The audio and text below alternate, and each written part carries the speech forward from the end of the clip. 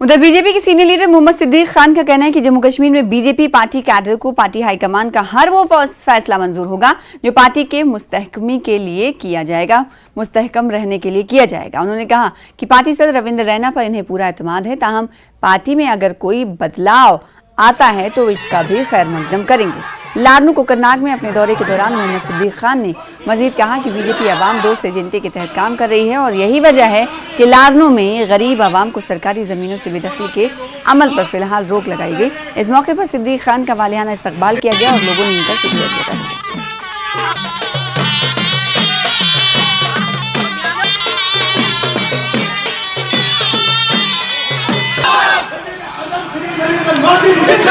और वो 9 लाख पार्टी ये लोगों की पार्टी है। यहाँ हर 4 साल के बाद, हर 5 साल के बाद, हर 3 साल के बाद रोटेशनली जो है फिर यहाँ इलेक्शन होते हैं।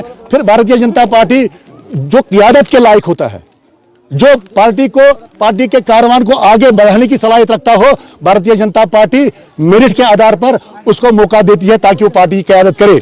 भारतीय जनता पार्टी की जो ग्रास रूट लेवल की टीम, हमें जो भी सरबराह होगा आज तक जितने भी आए उन्होंने बहुत बेहतरीन काम किया।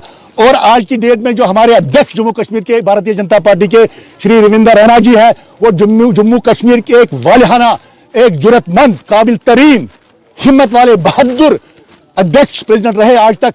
मैं चाहूंगा कि अगर पार्टी की मर्जी के आगे पार्टी का कार्यकर्ता लब्बैक हमेशा करता है, हमें पार्टी का जो आदेश होगा, जिसको भी प्रेसिडेंट बनाएंगे, वो हम सबके लिए अच्छी अलामत की निशान।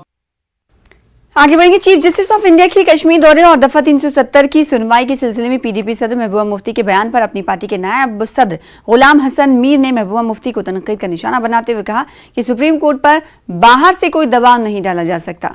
मीर ने कहा कि अगर यहाँ हसास लोग होते तो महबूबा मुफ्ती के खिलाफ तौहीन की कार्रवाई हो जाएगी।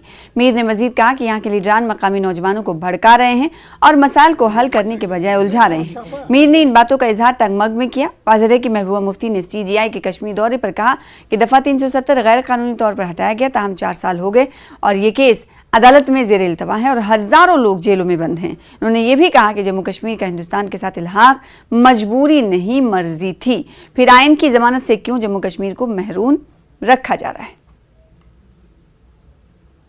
चीफ जस्टिस का इदारा जो होता है, सुप्रीम कोर्ट का इदारा, ये एडमिनिस्ट्रेटिव इदारा नहीं होता है। इसको बाहर से अपीलें की जाएं, बाकी चीज़ें। अगर यहाँ सेंसिटिव लोग होते तो शी विल बी, उसके खिलाफ कंटेम्प्ट प्रोसीडिंग्स हो जाएंगे, जो सुप्रीम कोर्ट को बाहर से दबाव डालने की कोशिश की जाए या कोई इन्फ्लुएंस करने की।